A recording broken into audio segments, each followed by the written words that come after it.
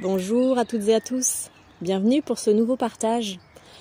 C'est un partage qui va être à mi-chemin entre la météo énergétique du moment et tout ce que cette belle pleine lune de rose nous fait toucher. Et en même temps un partage, un témoignage d'un parcours, puisque c'est pas seulement une séance, c'est le résultat de plusieurs séances, d'un travail fait entre humains et animaux dans mes accompagnements que j'ai trouvé formidable et qui a mis des petites paillettes dans ma journée de bon matin ce matin en entendant le retour de la personne qui était venue me consulter.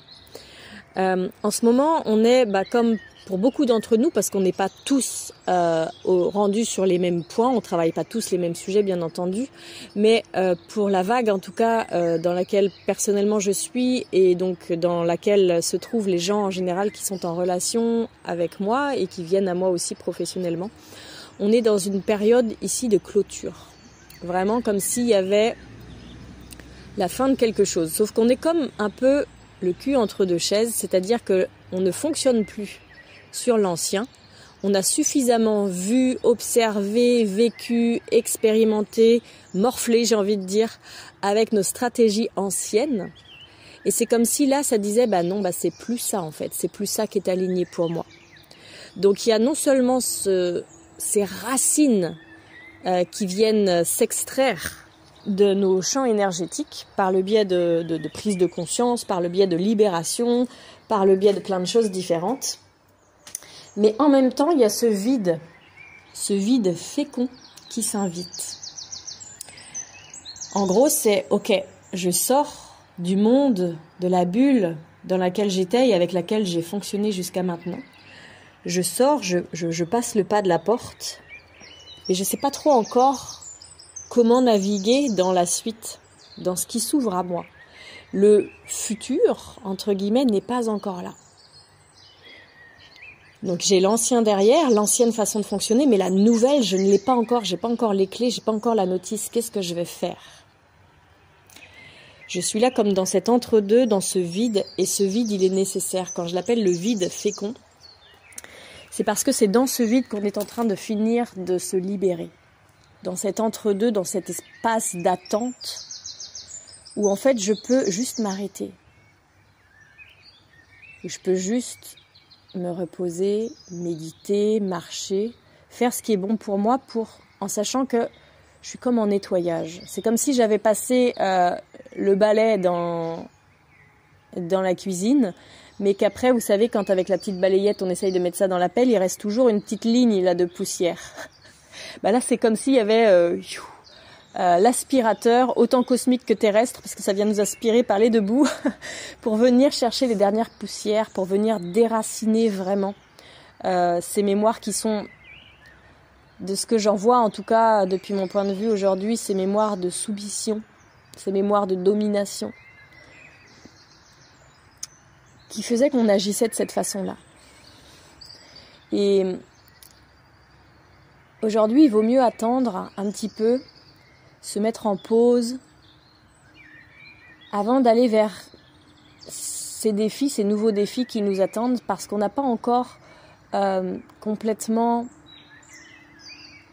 posé les nouvelles façons de fonctionner. On va aller s'essayer, on va aller sur le terrain de jeu, on va tenter, on va rater, on va recommencer et ainsi de suite. Mais là, il y a comme une phase d'attente, une phase de pause, un peu comme avant de monter sur scène où on est en train de marcher pour monter sur scène et puis il y a la maquilleuse qui nous attend, qui dit attends 2 minutes, tac tac tac tac tac, je finis 2-3 trucs là, allez c'est bon vas-y.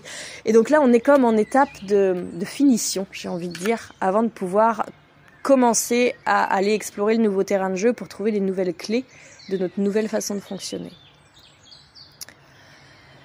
Et j'ai trouvé superbe en fait d'avoir ce retour de ma cliente dont je vais vous parler maintenant, parce que je me suis rendu compte que malgré le fait que j'accompagne les animaux aussi, et donc surtout le tandem humain-animal depuis X années, j'avais pas pris conscience de toute l'ampleur de l'impact que ça pouvait aussi avoir sur les animaux, toute cette météo énergétique dans laquelle nous on passe. Souvent je dis, n'oubliez pas, vous êtes concernés, mais vos enfants aussi, parce que souvent comme nous on est un peu chahuté par ces énergies en mouvement, on peut être moins patient et donc grogner ou attendre plus encore de la part de nos enfants. Mais pour nos enfants, c'est pareil. Ils passent à travers les mêmes météos énergétiques que nous et ils se jouent la même chose pour eux. Et pour nos animaux aussi. Mais cette fois-ci, c'est comme si je l'avais oublié. Et ce beau toutou-là, donc c'est un toutou que je suis depuis quelques temps maintenant à l'intérieur d'un parcours familial. C'est-à-dire que j'ai accompagné premièrement les enfants, puis aussi la maman des enfants, puis le toutou, puis le papa des enfants. Et en fait, on fait du coup, moi, ce que j'appelle un parcours famille, où vraiment on va aller détricoter chaque pelote de laine, au moment où c'est le bon moment pour elle. Comme si vraiment il y avait toutes ces pelotes de laine, donc d'une couleur chacun pour chaque membre de la famille, et que le chat était venu jouer avec dans le salon, et du coup, elles étaient toutes emberlificotées les unes dans les autres. Et que parfois on a l'impression que c'est la pelote de laine rouge par exemple qui pose problème parce qu'il y a un gros nœud là, et puis finalement pour pouvoir atteindre le nœud de la pelote rouge, il va d'abord falloir aller jouer avec le fil de la pelote verte. Donc ce que j'aime dans cette façon d'accompagner dans le parcours famille, ce que j'aime vraiment dans cette façon de faire que j'ai mis en place, c'est de se dire ok, on se met vraiment en lien, en reliance avec cette intelligence qui est largement au-dessus de la nôtre, cette sagesse, qui va nous dire à qui c'est le tour de monter sur scène, à qui c'est le tour d'aller visiter quelque chose qui a une influence sur tous les autres membres du système de la famille, même si c'est pas celui-ci qui semble montrer la difficulté actuelle. Et en agissant comme ça, finalement, en dénouant les nœuds peu à peu, en allant voir chacun des membres, on est allé voir du coup aussi ce beau toutou qui jouait un petit peu le même sujet que tout le monde, c'est-à-dire la séparation. Et en ce moment, on est vraiment sur ces sujets-là, sur tous ces sujets de la séparation mal menée, sous toutes ces couleurs, sous tous ces angles, qui fait que du coup, on est aujourd'hui tous avec nos attachements complètement bancals, foireux. Donc on est très peu à goûter cet attachement sécure. On est tous avec un attachement anxieux, désorganisé, fuyant, bref, un mix de toutes ces choses-là, qui fait que du coup, les séparations sont toujours génératrices d'activation intérieure qui vont faire qu'on va aller manipuler d'une façon consciente ou non, essayer de tirer le drap à sa place, et puis du coup c'est comme si on était dans cette dualité, dans ce toi ou moi, mais tous les deux en même temps, c'est comme si c'était pas possible. C'est moi qui vais avoir ou c'est toi. C'est ta faute à toi parce que sinon ça veut dire que c'est la mienne. C'est vraiment comme si on était dans les cours de récréation que des enfants de maternelle, sauf que tous ces enfants de maternelle sont à l'intérieur de nos corps et de nos cœurs de grands.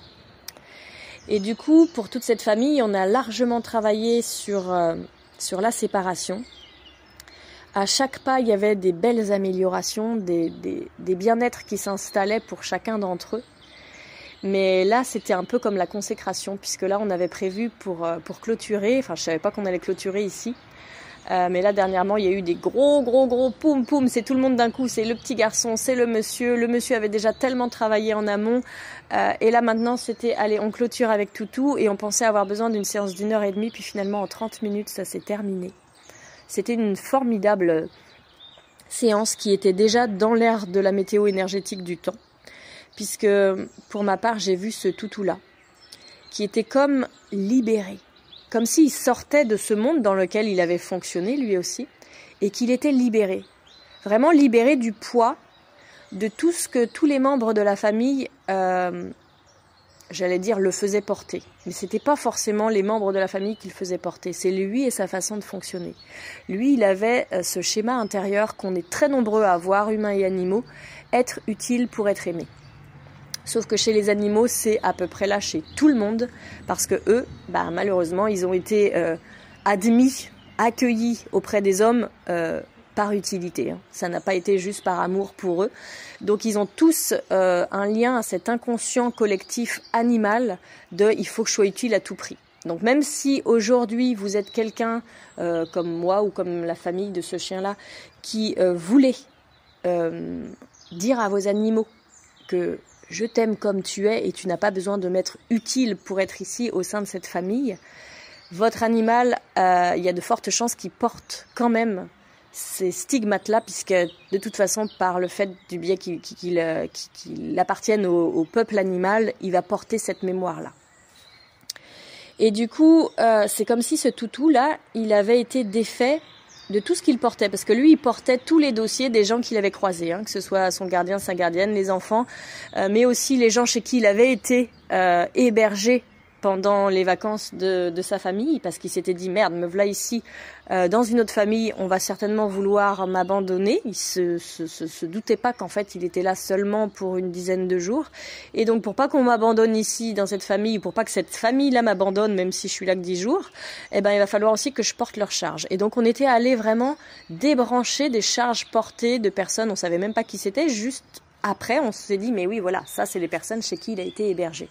Donc vraiment, ce toutou-là portait beaucoup de choses qui ne lui appartenaient pas, comme beaucoup d'entre nous aujourd'hui, si ce n'est pas la totalité. Et là, il se retrouvait sur le pas de sa porte, avec autant de colliers et de laisses avec lesquels il était rattaché à toutes ces personnes-là, qui le pesaient, qui l'empêchaient d'avancer, qui l'empêchaient d'être lui-même, comme si chacune de ces personnes, en travaillant sur elle-même, sur ces dossiers que lui portait, grâce à ce qu'on avait vu sur lui, chaque personne avait pu se responsabiliser de ce qui lui appartenait, comme si chacune de ces personnes avait enlevé, chacune à son tour, ce collier qui l'attachait, pour lui dire « ça ne t'appartient pas, tu n'as plus besoin d'être raccroché à ça ». Et le voilà libre, sans laisse, sans collier, sur le pas de sa porte, avec en même temps cette joie et cette légèreté d'être délesté, et en même temps cette appréhension de se dire mais moi j'ai pas envie d'y aller en fait, je me sens pas capable de me débrouiller tout seul. Et ce besoin d'aller visiter, mais pourquoi tu crois que tu vas devoir te débrouiller tout seul? Comme si en fait sur le pas de la porte il se retournait, il voyait sa maison, il voyait sa famille, et que tout le monde lui souriait, et que lui, il n'avait plus aucune attache à eux. Il n'y avait rien qui l'attachait. Et il avait la sensation qu'en fait, cette porte ouverte sur un autre monde, ça voulait dire, bah va maintenant, en fait, on t'a rendu ta liberté, donc vas-y. Et l'exemple que j'ai donné à cette famille, c'était dans le film Cro-Blanc, quand le jeune homme est très très attaché à ce loup. Et puis ce petit chien, là, justement, n'est pas un petit chien, puisque c'est un chien primitif, c'est un chien nordique. Et du coup, comme si vraiment, à la fin du film, en fait, quand il doit retourner à la ville, le jeune homme qui s'est amouraché de ce loup, lui enlève son collier, il le chasse, lui dit « mais vas-y, pars, en gros je te rends ta liberté, je vais certainement pas t'emmener avec moi ». Et du coup, le loup ne comprend pas, il est là entre deux à se dire « mais il faut que je choisisse entre ma liberté et ma famille ». Et ce qui est très beau à la fin de ce film, et c'est ce qui se passe ici aussi pour ce chien, c'est que finalement le jeune homme revient le chercher. Il dit je peux pas me passer de toi, je veux te rendre ta liberté, mais tu peux aussi trouver ta liberté avec moi, auprès de moi. Et c'est ce qui s'est passé ici, c'est qu'en fait on est allé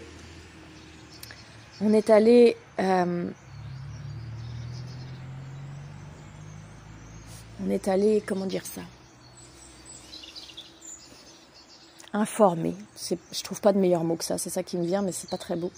On est allé informer en fait ce toutou-là, que lui rendre sa liberté, ça voulait pas dire qu'on attendait qu'il s'en aille et qu'il se débrouille tout seul dans la nature, qu'il ait plus de famille et qu'il pouvait aller où bon lui semble, faire ce qu'il voulait et puis retourner à l'état sauvage. Que lui rendre sa liberté, ça voulait dire ici, au sein de notre famille qui est la tienne, tu as la liberté et le droit d'être qui tu es, sans qu'on ait d'attente pour toi, sans que tu sois obligé de porter nos poids. Tu peux être qui tu es et on va écouter tes besoins parce que nous avons le droit d'être qui nous sommes et que nous écoutons nos besoins à nous. Et que chacun ici va se retrouver dans sa verticalité au lieu que les uns pèsent sur les autres et les autres pèsent sur les uns. Chacun s'occupe de soi. Donc sois celui que tu es et passe le pas de la porte, parce que le pas de la porte, ça ne veut pas dire que tu vas être séparé de nous. Cette liberté ne va pas te couper de nous, ne va pas t'emmener dans de la solitude et devoir se débrouiller. Cette liberté, tu vas la vivre au sein de notre famille. Et déjà, alors que ça fait peut-être seulement 2 jours, je crois, qu'il y a eu cette séance, déjà on voit tous les effets sur le chien. Tous les effets. C'est formidable, cette liberté qu'il a pu garder, gagner, retrouver. Et c'est comme si vraiment je le voyais là maintenant avoir franchi le pas de la porte. Et d'ailleurs il l'a fait. C'est ça qui est très drôle, c'est qu'il y a toujours des images qui vont avec la réalité. Parce que pendant notre séance, pendant que j'étais en communication avec lui, moi je le voyais comme soulagé de ce que je venais de lui transmettre, mais quand même allongé au pas de la porte. C'est-à-dire je suis plus dans l'ancien, mais je suis pas encore de l'autre côté. Comme s'il était « Ah, ça fait du bien ce que tu me dis, je comprends, mais là j'ai besoin de le poser. » Et c'est ça, cette attente dont je vous dis, asseyez-vous sur le pas de la porte, laissez-le descendre en vous. Cet ancien qui s'en va avant de pouvoir aller vers le nouveau. Et c'est très drôle parce que pendant que je suis en train de vous enregistrer cet audio, je suis assise sur le pas de ma porte, entre l'intérieur et l'extérieur, moi aussi. Et donc pendant la séance, ce beau toutou était là, soulagé de ce que je venais de lui transmettre, mais vraiment sur le pas de la porte. Et le lendemain, sa gardienne de me dire « Ah, c'est très drôle parce que il est dehors aujourd'hui malgré le froid, alors que d'habitude c'est pas le cas. Il est dehors et il est en train, je sais plus ce qu'elle me disait, d'aller mordiller tous ces bâtons qui sont pourtant toujours à sa disposition, mais il ne le fait jamais. Et là, il est en train de faire des choses nouvelles. Et je trouvais ça tellement beau. Genre, tiens, je vais essayer des trucs nouveaux. Je sais pas si ça va me plaire ou pas, mais une fois que je serai sortie de l'ancien et que je serai allée vers le nouveau, je vais tenter. Je sais pas encore ce que ça va donner, mais je vais essayer. Je vais être comme libérée de mes anciens schémas de soumission, de domination, par peur d'être coupée du lien. Je vais rééquilibrer cet attachement insécure, désorganisé, anxieux, pour aller vers quelque chose de plus en plus sécure pour moi. Ça va pas être du jour au lendemain, le système nerveux, il va toujours tenter des trucs et des machins, mais je vais aller vers l'extérieur et je vais tenter. Moi, je rentre parce qu'il fait froid en attendant. Et cette météo énergétique actuelle, elle est là. Elle est en train de finir d'aspirer cette ligne de poussière là, en nous, d'arracher les racines. Et puis là encore, j'aime bien parce que moi, je viens de me faire extraire une dent. Toujours sur les petits signes, tant intérieurs qu'extérieurs. J'adore voir ces petits clins d'œil, je trouve ça très drôle. Donc on est en train de se faire extraire nos racines, là, maintenant, pour pouvoir clôturer. Et donc il va falloir que, pour ma part, avant d'avoir quelque chose qui remplace ma dent manquante, il y a la cicatrisation qui se passe. On est dans cette étape de cicatrisation. Cette pleine lune, elle est en train d'extraire nos racines. Et on est comme dans un espèce de vide. Un espace où on est là tous en train de se regarder, de se dire « Merde, attends, j'ai essayé, j'étais dans cette direction, ça marchait pas. J'étais dans celle-ci, à l'autre extrême, ça marchait pas non plus. Merde, je vais par où ?» Et on se regarde et on sait pas par où aller.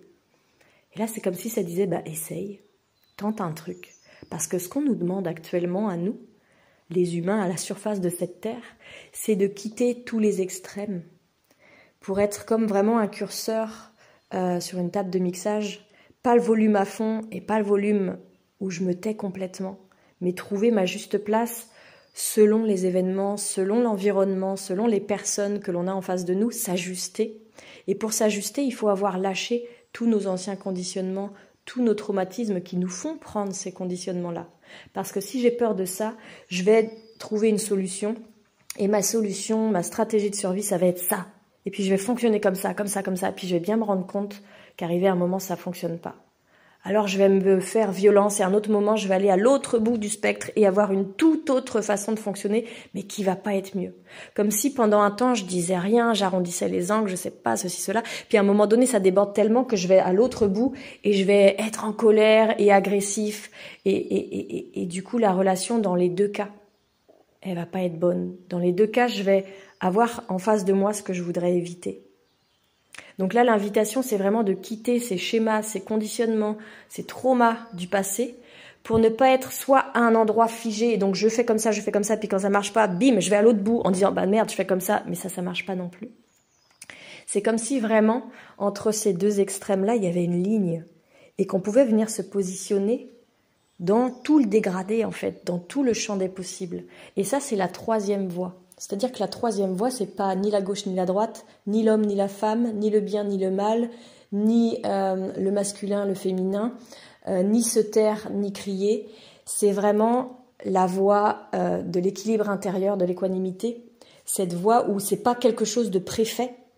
Ah tiens, c'est ça qu'il faut faire en fait. On m'a donné enfin la notice d'utilisation, on m'a donné la réponse, c'est comme ça qu'il faut que je fasse pour que ça marche. Ça va pas être ça. C'est vraiment la réponse interne. Quand on se sera libéré de tout ce qu'est là à l'intérieur de nous et qui nous pousse dans ces extrêmes qui ne conviennent pas, dans toutes les relations que l'on puisse avoir, que ce soit avec soi-même, avec notre amoureux, nos amis, nos parents, nos animaux, notre travail, nos clients.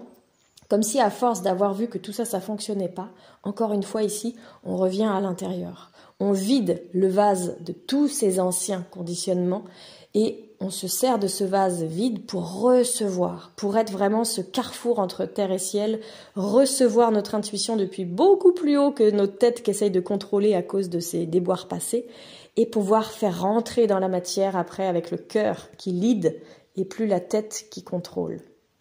Donc c'est vraiment comme un chemin, cette troisième voie, c'est un chemin de l'intuition, c'est un chemin du moment présent. C'est-à-dire, c'est pas de se dire, ah oui, quand il y a ça, il faut que je fasse ça, et puis quand il y a ça, ce sera plutôt comme ça.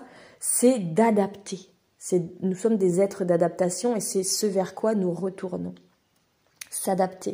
Comme je vois par exemple les grandes modes. Avant, tiens, j'ai cet exemple-là qui me vient. Avant, on disait, ouh là là, il faut jamais mettre les bébés sur le ventre pour les coucher. Puis quelques années après, c'est, ah là là, il faut mettre les bébés sur le ventre pour les coucher.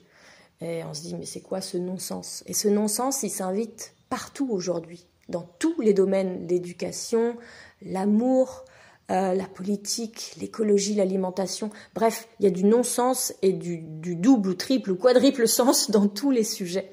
Parce qu'en fait, on attend toujours qu'une autorité extérieure nous dise comment faire. Qu'est-ce qu'il faut manger? Comment on doit éduquer nos enfants? Comment on doit réagir? Et en fait, c'est comme si tout ça, c'était vraiment en train de se dissoudre et ça dit non, c'est plus possible. Tous ceux qui vont aller chercher les réponses à l'extérieur maintenant, ça va pas le faire quoi. C'est plus possible, c'est plus le temps pour ça. Le temps, c'est pouvoir être cet humain, ce trait d'union, cette aiguille d'acupuncture entre terre et ciel. Donc, allez voir qu'est-ce qui nous empêche d'être en lien avec la terre. Qu'est-ce qui fait qu'on est là en refus d'incarnation? Pour venir vraiment poser ici nos pieds sur terre, nos racines dans la terre, être en lien avec la terre, la matière, notre corps. Et aussi, qu'est-ce qui nous empêche de nous ouvrir à plus haut que nous, à notre spiritualité, cet être que l'on est tous, cet être spirituel, qu'on le sache ou pas, qu'on l'accepte ou pas. Et qu'est-ce qui nous empêche de déployer finalement nos branches après avoir déployé nos racines? Pour vraiment lever tous ces blocages-là, et encore une fois se retrouver comme cette formidable autoroute entre terre et ciel qui canalise toutes ces énergies qui sont bien plus hautes que notre mental pour mettre notre tête finalement à notre service au lieu de nous limiter. C'est vraiment cette transhumance, je pourrais dire, cette transmutation du mental où le mental n'est plus le plafond de verre qu'on n'arrive pas à dépasser, celui qui dirige, celui qui décide, mais le mental est comme une étape, un relais, donc il s'ouvre un peu pour que les idées qui nous parviennent ne soient pas celles de notre mental, mais que notre mental soit juste la radio qui réceptionne la fréquence qui vient de bien plus haut. Et donc notre mental ici comme un relais qui vient capter l'intuition, l'information juste, l'idée par le cœur, ça n'est plus la tête qui lead, c'est le cœur. Qu'est-ce que je sens à l'intérieur de moi, dans mon corps, dans mes envies, et pas dans mes addictions, mes besoins et mes peurs. Donc ça, c'est en train de se passer, et à des étapes différentes pour chacun, parce qu'on n'en est pas tous rendus aux mêmes endroits, au même moment sur nos chemins. On ne travaille pas sur les mêmes sujets, on n'est pas au même niveau d'évolution, sans qu'il y ait des qui sont mieux ou des qui sont moins bien. On a tous des chemins différents, et c'est très bien comme ça. Donc, j'espère que vous allez réussir à bien naviguer dans ces belles énergies. S'il y avait juste un conseil à donner, et que je vais pouvoir moi aussi écouter parce que je sentais que c'était difficile ces derniers jours, c'est de se poser. Et si on n'y arrive pas, c'est d'essayer d'écouter ce qui se dit dans notre tête. Pourquoi j'arrive pas à me poser? Je veux dire se poser avec soi-même. Hein. C'est pas se poser avec soi-même et puis aller regarder la télé ou aller écouter la radio ou aller faire de la musique ou aller lire un livre ou aller... Juste se poser. Qu'est-ce qui se passerait de pire? Qu'est-ce que je pourrais voir émerger de pire si je m'asseyais là, dans le silence, sans rien faire? Et pour ceux d'entre vous pour qui c'est le plus difficile, vous pouvez déjà le faire ne serait-ce que 30 secondes. Et vous allez voir qu'il y a des choses qui vont émerger comme une bulle de limonade qui veut remonter à la surface. Et ça peut faire peur. Mais c'est juste des émotions du passé qui ont besoin d'être libérées pour ne plus habiter vos champs énergétiques en fait. Et que vous puissiez fonctionner d'une autre façon. Plus adapté à vous pour aller là où vous avez envie d'aller, dans vos projets relationnels, vos projets professionnels, vos projets personnels. Et en écoutant ce que vous avez envie de faire, l'élan de votre cœur. C'est pas de l'égoïsme. Au contraire, c'est ce qui va faire que vous allez être au bon endroit et c'est ce qui va faire que ça va aider tout le collectif, la terre entière en fait.